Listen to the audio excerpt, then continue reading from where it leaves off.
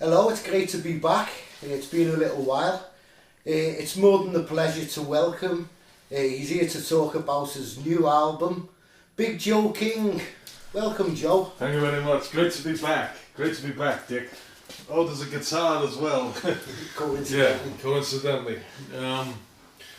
Thanks for having me. It's really great to be back on the show business circuit because, I've been financially in a lot of debt lately, I'm starting to think maybe I should pay me taxes and, Well, it's a good start, Joe. Yeah. You're here to talk about your new album, Sycophants and Arse Lickers. Yes, Tell me about yes. Tell me about the album. Well, basically, Sycophants and Arse Lickers it's an autobiographical study. I'm not going to personally name anyone in this, but if you just go on my Facebook and check my friends list, you'll find a couple of them within the realms of, but I won't name them. It's just about how people sort of are nice to your face, and then you'll go on, I'll put one of my country ballads on Facebook and think, I'm gonna get 1 million likes, and none of the friends have got even pressed like.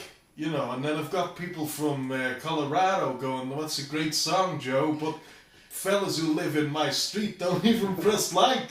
So these are basically, these are supposedly my friends, and clearly. So you're saying that you've got issues with Facebook because people don't know where the like or the share button is, and you find... Well, it just seems, I feel really sorry for my friends because they seem to have a version of Facebook with no like button on it. Yes. I put all these great videos up. I'm a very modest person. My last album was only fantastic. It wasn't amazing. It was just fantastic. But I like to get people. If someone presses like on my music, it makes me. It makes me think I've had a like. It's kind of reassuring. It's reassuring. I think I'm doing something right. I've had one like on this. One person likes this. That's potentially one record sold. And do you think that's why the album has been a little bit slow? Sycophants and Arse Lickers. The sales have not exactly shook the world, should we say? Well, to be frank, the sales haven't even shook my bank account. I've sold up now 250 copies. 75 of those were complimentary copies that I gave to all the trading industry in your beautiful city of Liverpool, all the local music industry, record people, studios. I thought, this is the birthplace of the biggest band that's ever been, Echo and the Bunnymen. And so I thought, we'll get this music out to people. And I haven't heard anything back. So I'm presuming that maybe I've put the wrong phone number on there or something, because my music's that good. Surely if people heard it, they'd say, let's ring Big Joe back, Well, if we can go behind the emotional side, let's look at the emotional side. Obviously you hate about the commercial, with it being a commercial failure, a flop, for want of a better word. Well, but that's very harsh, but yeah. Sycophants and Arse Lickers, is it something that's just about people in show business, or is this your experience as a whole?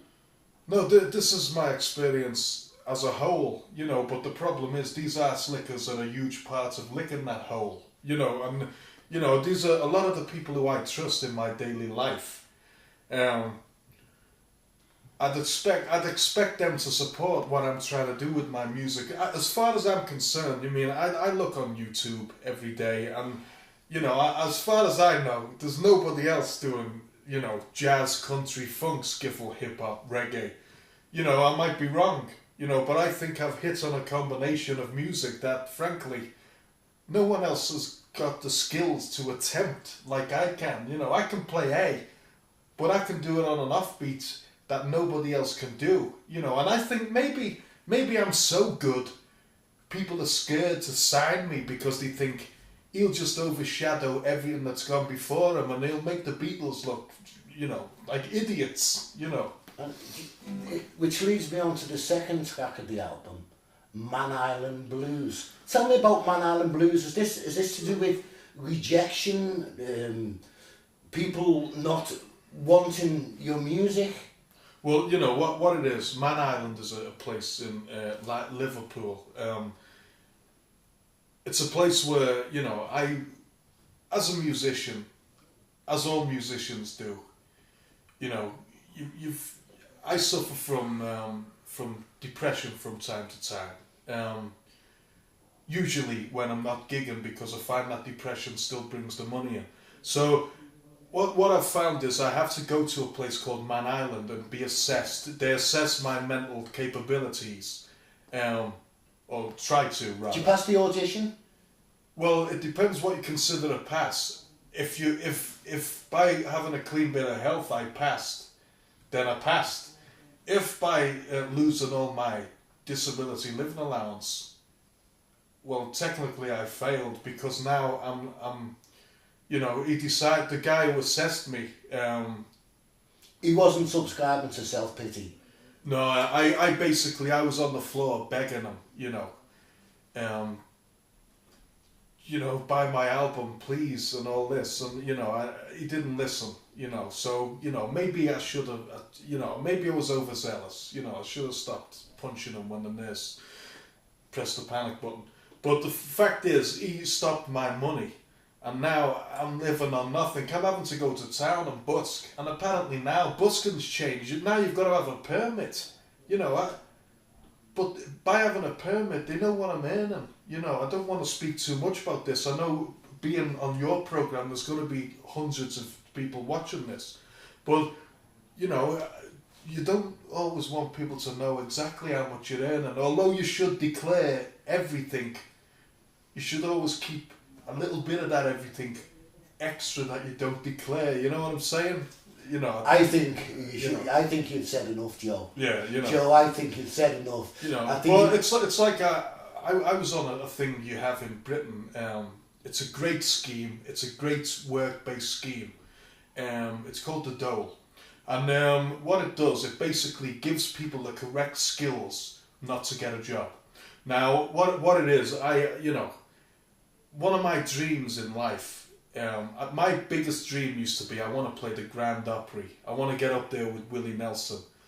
You know, that didn't come true, because Willie Nelson, you know, frankly, you know, I rang him, he answered me, you know, I could have sworn I heard the words fuck off, but then the line went bad. I don't know what he said, but, you know, basically, I can't listen to Crazy anymore.